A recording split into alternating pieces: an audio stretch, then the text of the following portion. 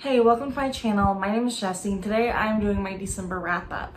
I'm doing it a little bit earlier in the month than I normally would. Normally I would do it sometime between the 1st and the 5th of the month it's going up. But today is December 30th at the time I'm videoing this. Ideally it will be going up on January 2nd and I think I'm done reading for 2021. I have 2 books that I am currently working on, but I am not really in the mood to just rush through them just so I can say that I finished them in 2021. I am ending December with 5 books read. December has been a slightly slower reading month for me.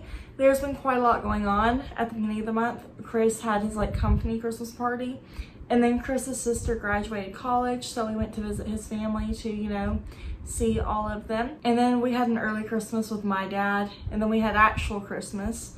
And now it's almost New Year's at the time I'm videoing this. Quite a lot's going on in December and I haven't really had as much time to read. And I also haven't felt quite as motivated to read. I guess I've been hit by a little bit of a reading slump, but nothing major because I've still read, and at the same time I've also really enjoyed pretty much everything I've read this month. Everything has been 3, 4, and 5 stars, so I think I would call that a win. I will be talking about the books in the order that I read them just because I feel like I don't have quite enough books to read or to talk about in a fun order.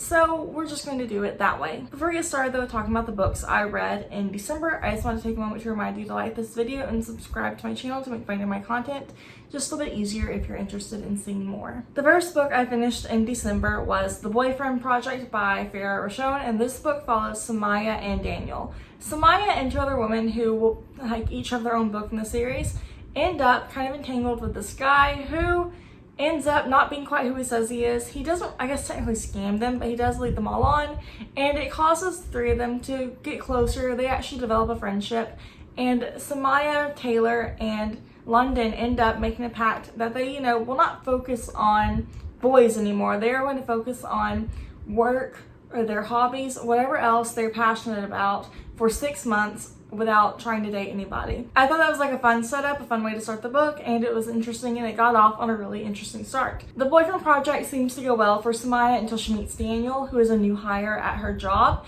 and Daniel kind of has his own secrets and his own reasons for why he really shouldn't be trying to date Samaya. Despite what they have going on and why they shouldn't technically be together, they still end up developing a friendship and developing feelings, and as the book goes on, you see more and more of their relationship and how it develops and how everything unfolds. Overall, I did really like this book, and I don't know if I told you, but I did rate it 3 stars.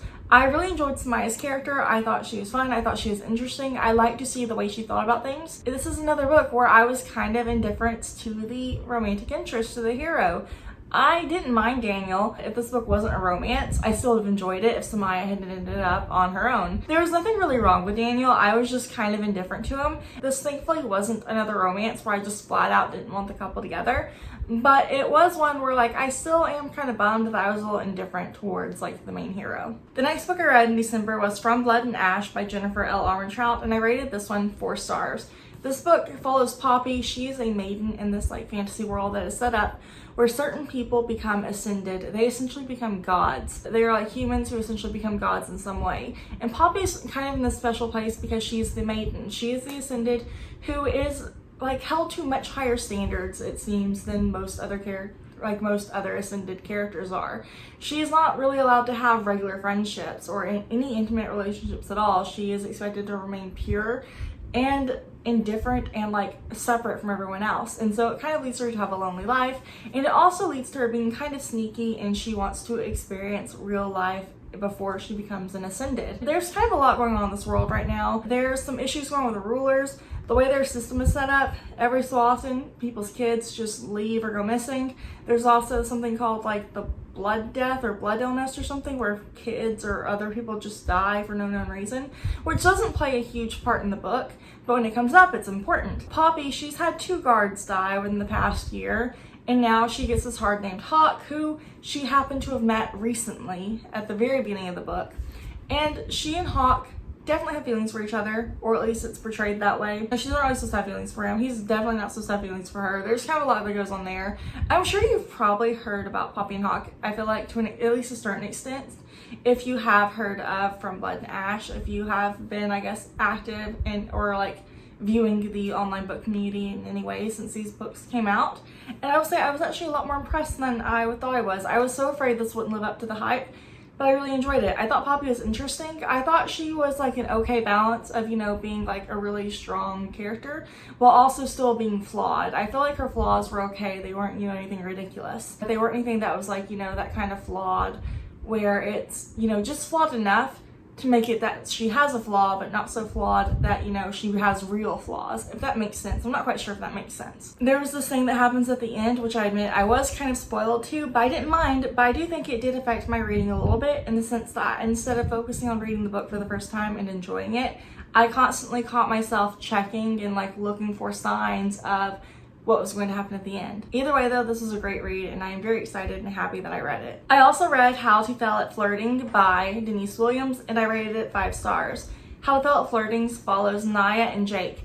Naya has been out of an abusive relationship for about 2 years at the start of the book, but in the 2 years, she still definitely felt a lot of the aftermath and the effects of having been in that relationship. She's not the person she used to be. She has had trouble dating and moving on in that way, and her friends have pointed it out and are like, hey, you should go try to have a one-night stand.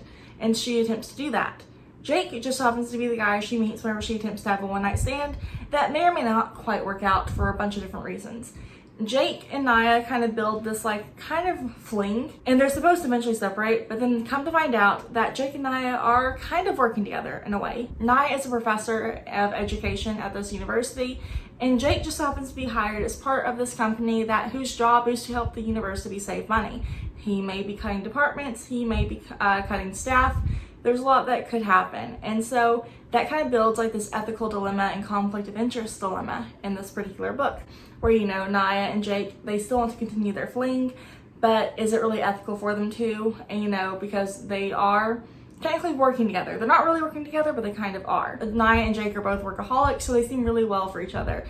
This is actually a really fun book. I had a lot of fun with it, and I thought it was really interesting. This book also does take a look at domestic abuse survivors and how they might be affected. As far as I can tell, being a person who has never experienced domestic violence, that Denise Williams seemed to have handled the subject well. I also appreciate that at the very beginning of the book and the very end of the book, she lists trigger warnings and resources for anyone who either is going through domestic abuse, has gone through domestic abuse, or suspects someone might be going through domestic abuse. I enjoyed that part of the book and the way it was handled. I felt like, as far as I can tell, it was handled well, but I'm definitely not an expert, and I am speaking as someone who has never experienced that. I really enjoyed this book. I really enjoyed Naya's character. I enjoyed getting to see her become the character she was before the book ever started.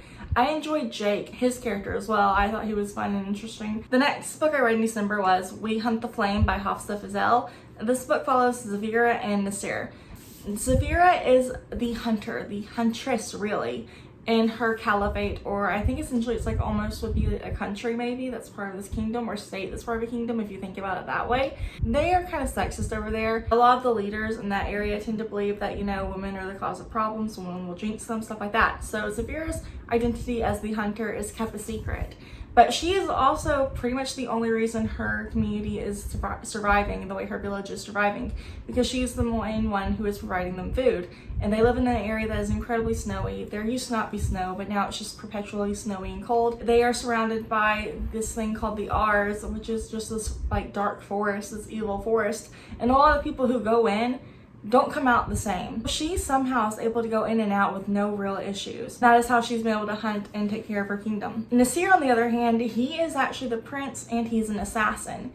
He doesn't kill animals or something to take care of people. He kills people at the bidding of his father, the king. I don't know if king's quite the right word that was used in the book, but that's what I'm going with. He has been sent on this mission to find the hunter, and I think also follow the hunter to get this one particular object. Nasir and Zafira and a few other characters all end up on this island called Shar, where they are looking for this one particular object that will help kind of relieve the curse that is on their kingdom. Along the way, there's this found family trope. You kind of see Zafira become more confident in who she is and her ability to take care of people. And she also, at the same time, you watch her also start to question how she's always managed to hunt. She starts to question her instincts that had never led her astray before she makes some discoveries with this group.